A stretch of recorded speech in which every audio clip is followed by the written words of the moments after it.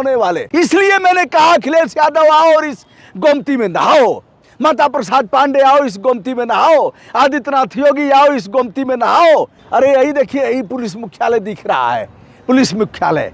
DGP आओ और इस गोमती में। अगर उसमें कछुआ उपस्थित है तो हम लोग ऐसा बोलते हैं कि वो नदी का पारितंत्र ठीक है।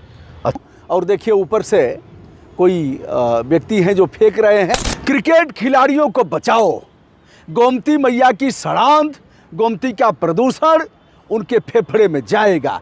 यह है कान्हा स्टेडियम लखनऊ का, जो अब अटल बिहारी वाजपेयी जी के नाम से जाना जाता है। और यह है हमारी गोमती मैया। यहाँ हमारे प्रदेश के मुख्यमंत्री आदित्यनाथ योगी भी आएंगे और इसी कान्हा स्टेडियम में मैच देखेंगे। हमारा मुख्यमंत्री कहीं संक्रमित न हो जाए, इसकी चिंता तो हमको करनी ही चाहिए। हमारे जो खिलाड़ी आएंगे वो संक्रमण के शिकार न हो जाए, इसकी चिंता तो हमें करना ही चाहिए। माना कि सोने वाले सो रहे हैं, लेकिन पहले पहरा डाला जाता था, जागते रहो सोने वाले, जागते रहो सोने वाले। विश्व के खिलाड़ियों को बचाना हमारा काम है, चिल्लाना हमारा काम है। कुछ लोग पागल कहेंगे, कुछ लोग सनकी कहेंगे, कुछ लोग कहेंगे दिमागी संतुलन खराब हो गया है, कोई आगरा पहुंचाएगा, कोई रांची पहुंचाएगा, और लोग कहेंगे कि अब दिमाग काम नहीं कर रहा है। कहने वाले अभी कहेंगे कि अखिलेश और उनकी टीम ने इनको आगे करके योगी बाबा को बेइज्जत कराने के लिए ऐसा किया है। इसलिए मैंने कहा अखिलेश यादव आओ और इस गोमती में नहाओ, ममता प्रसाद पांडे आओ इस गोमती में नहाओ, आदित्यनाथ योगी आओ इस गोमती में नहाओ। हमने ये अभी कहा कि यहाँ के सांसद राजनाथ सिंह आओ इस बजाती हुई गोमती माँ में नहाओ, यह तुम्हारी माँ है। मैंने कहा बहन जी आओ इस गोमती में नहाओ, बहन जी माने मायावती जी। हमने कहा सोनिया गांधी जी आओ इस गोमती में नहाओ, सोनिया गांधी के पुत्र और पुत्री दोनों सांसद हैं, दोनों आओ इस गोमती में नहाओ। डीजीपी, अरे यही देखिए, यही पुलिस मुख्यालय दिख रहा है, पुलिस मुख्यालय। डीजीपी आओ और इस गोमती में अपने एडीजीपी, अपने आईजी, अपने डीआईजी, अपने एसएसपी, अपने एसपी, अपने एएसपी, अपने सीओ, अपने इंस्पेक्टर लोगों को लेकर के आओ और इसी गोमती नदी में नहाओ। दोस्तों, हमारे साथ जीव जंतुओं के परम हितैषी, नदियों के वैज्ञानिक, पर्यावरण का पोषण करने वाले डॉक्टर जितेंद्र शुक्ला जी हैं, हमारे साथ जुड़ गए हैं। मैं इनसे जानना चाहूँगा कि इधर आ जाइए भाई साहब, शुभकामना, आपने हमें समय दिया और कलेजे की ताकत है, लोग बात करना नहीं चाहते, लोगों को डर है, सरकारों से डर है कि हमारा कुछ नुकसान हो जाएगा। आपके लेख पढ़ता रहता हूँ, जीव जंतु के विशेषज्ञ हैं, वैज्ञानिक हैं, मूल रूप से बाघ वैज्ञानिक हैं। डॉक्टर शुक्ल साहब, कछुआ इसमें नहीं रहे, पहले कछुआ होते थे, मछलियां भी नहीं रही, और इस गोमती की सड़ांध से आप परिचित हैं, देख रहे हैं। कुछ बताइए गोमती के बारे में। देखिए, जो बात आपने बताई कछुआ, हाँ, किसी भी नदी का अगर जैसे हेल्थ रिपोर्ट जानना हो, हाँ, तो अगर उसमें कछुआ उपस्थित है तो हम लोग ऐसा बोलते हैं कि वो नदी का पारितंत्र ठीक है। अच्छा, कहने का ये मतलब है कि कछुआ जो होता है वो इंडिकेटर है नदी के स्वास्थ्य का। अच्छा, और अगर कछुआ का अभाव है तो ये अंडरस्टूड है कि उसमें ऑक्सीजन का लैकनेस है। अच्छा। उसके पारितंत्र में कहीं ना कहीं प्रश्न चिन्ह उठ रहे हैं। मतलब कछुआ रहेगा, इसका मतलब कि नदी सांस ले रही है। जी बिल्कुल सही। और सांस जब नहीं लगी तो कछुआ मर जाएगा, या फिर यहाँ से छोड़ करके कहीं और चला जाएगा, तो कछुआ अब इसमें रहे नहीं। बिल्कुल। तो मान लिया जाए कि अब नदी नहीं रही। ये एक चीज भाई साहब, नदी में नीचे से भी पानी आता है। जी, और बरसात का भी पानी आता है। बिल्कुल। जहाँ से निकलती है वहां से भी पानी लेती है। जी। तो जो नीचे से निकलने वाला पानी है, एक बार नदी को भी हम लोग देखते रहे। जी। तो क्या लग रहा है कि नीचे से निकलने वाला पानी अब निकल रहा है? नहीं, ऐसा तो नहीं बोल सकते हैं। मैं जो पानी का कलर है जी, जो पानी का स्ट्रक्चर देखने में आ रहा है जी, तो वो ये इंडिकेट कर रहा है कि नीचे से तो पानी का लेकनेस है। आप खुद देख रहे हैं कितना काला पानी है। हाँ, अब एक सवाल और भाई साहब, सवाल यह कि जो यह पॉलीथीन का कचरा है, यह सतह में 1 2 3 4 ऐसे करते हुए पूरे जब यह बैठ जाएगा जी। पूरे सतह पर तो सांस नहीं ले पाएगी नदी। स्वाभाविक सी बात है, बिल्कुल। देखिए इसमें शासन प्रशासन का अपना कार्य है, लेकिन हम आपकी भी ये जिम्मेदारी नैतिक बढ़ जाती है जी। ये आप जैसा देख रहे हैं कि पॉलीथीन अभी नवरात ख़त्म हुए हैं और हम कैसे ऐसा सोच सकते हैं, नदी भी माँ शक्ति की ही एक क्या बोलेंगे कि उपाधि है। हाँ, माँ कहा गया है, माँ कहा गया है, माँ नदी कहा का गया है। जीवन का उद्भव इस नदी से हुआ जी। है। और आप देखिए कि यहाँ देखिए पर उधर से भाई साहब थोड़ा सा रोकता हूँ और देखिए ऊपर से कोई व्यक्ति हैं जो फेंक रहे हैं लगातार। मैंने क्या किया भाई साहब जी, मैंने स्वयं जाकर के, शासन को तो लिखा ही, जी। स्वयं जाकर के प्रदेश का जो ह्यूमन राइट कमीशन है जी। वहाँ एक पत्र रिसीव कराया कि जहाँ जहाँ नदियाँ हैं विशेष रूप से इसका कि यहाँ जाली लगाया जाए। बिल्कुल। लेकिन भाई साहब कोई अध्यक्ष नहीं है मानव अधिकार का। साफ खेल चल रहा है 2 वर्षों से, कोई अध्यक्ष ही नहीं है मानव अधिकार का। काम चल रहा है, ऐसे ही चलाए जा रहे हैं।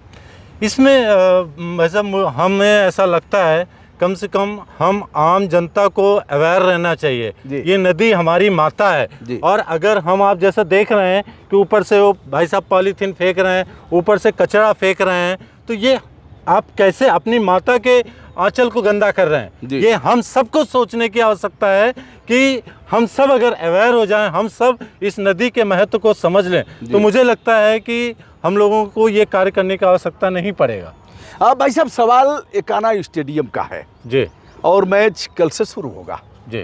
पूरे विश्व से टीमें आएंगी और यहाँ तो क्या इस नदी की जो दुर्गंध जिसका एहसास हम लोग कर रहे हैं, क्या उन खिलाड़ियों को, क्या उन दर्शकों तक यह दुर्गंध पहुँचेगी? स्वाभाविक सी बात है, अगर नदी में गंदगी है और माइक्रो ऑर्गेनिज्म का लेवल ज़्यादा है तो क्या होगा कि वो हवा के माध्यम से एरोसोल, एक साइंटिफिक टर्म है, कहने का ये मतलब है कि हवा में वो माइक्रो ऑर्गेनिज्म आएंगे और हवा का अगर प्रभाव उस तरफ दिशा में है तो स्वाभाविक सी बात है हम आप सांस लेते हैं तो हमारे सांस के माध्यम से हमारे बॉडी तक पहुंचेंगे ही पहुंचेंगे। तो ये तो अच्छा, माना कि वातानुकूलित होगा, सारा कुछ होगा, लेकिन दरवाजा खुलेगा तभी तो लोग जाएंगे। स्वाभाविक सी बात है, आप एयर के प्रेजेंस को तो नहीं रोक सकते। खिड़कियां खुली रहेंगी, बिल्कुल, तो यह तो दुर्गंध जाएगी। बिल्कुल। तो हम कौन सा संदेश देना चाहते हैं भाई साहब? 1450 करोड़ 2012 से 2017 तक। जी जी। फिर सीबीआई जांच बैठी, 9 साल से सीबीआई जांच चल रही है और आदित्यनाथ योगी जी की गवर्नमेंट ने भी 750 करोड़ रुपया दिया। नाले सभी इसमें बदस्तूर आ रहे हैं जी, कोई परिवर्तन नहीं है, नालों का कोई शोधन नहीं, एसटीपी धराशायी हो गए हैं और केमिकल मिल फैक्ट्रियों का केमिकल, रसायन घातक। तो अब न इसमें मछलियाँ रही न कछुआ रही जी। तो जो नदी का वास्तविक स्वरूप रहा, पर्यावरणीय जो धारण करने क्या जो प्राकृतिक स्वरूप नदी का होता है, देखिए क्या है, कछुआ जैसा मैंने बोला, अब मछलियाँ पाई जाती हैं। आप छोटी सी चीज़ समझिए, मछलियाँ हैं, वो मछलियाँ मरेंगी, उसको कछुआ खाएगा। नदी का जो यूट्रिफिकेशन है, नदी कहने का क्या मतलब, नदी अपने स्वास्थ्य का इसी तरीके से ध्यान रखती है। अब क्या हुआ, जब कछुआ ही नहीं है तो जितना भी यहाँ पे सड़ांध आएगा उसको कोई क्लीन करने वाला तो नहीं है ना, तो ऑटोमेटिक जो ऑक्सीजन डिजॉल्विंग कैपेसिटी है नदी की वो तो डाउन पे जाएगी ही जाएगी। मतलब और ऐसे पानी को पर्यावरण का मित्र है कछुआ। बिल्कुल। और शायद इसीलिए जीव जंतु संरक्षण अधिनियम में कछुआ को अनुसूची 1 में रखा गया है। यानी जो बाघ मारने में, शेर मारने में जो सजा होगी, धाराएं लगेगी, वही कछुआ में भी लगेगी। बिल्कुल सही कह रहे हैं, बिल्कुल। तो वो जैसा हम लोग यहाँ पे बात कर रहे हैं, अगर कछुआ का प्रेजेंस है जी, ये पारितंत्र के लिए एक शुभ संकेत है। आप ये समझिए, ये जैसा पानी अच्छा, है। कछुआ कुछ खुदाई भी करता है क्या? हाँ, वो खुदाई, वो क्या है, देखिए नदी के तलहटी में जाकर जी जो भी गंदगी होती है जी, जैसे ये जो भी सड़ान पैदा करने वाले जीव जंतु हैं मरे, वो नीचे जाके लगेंगे जाके। हाँ। उसको कछुआ वहाँ पर साफ खाता है, खाएगा। ठीक है।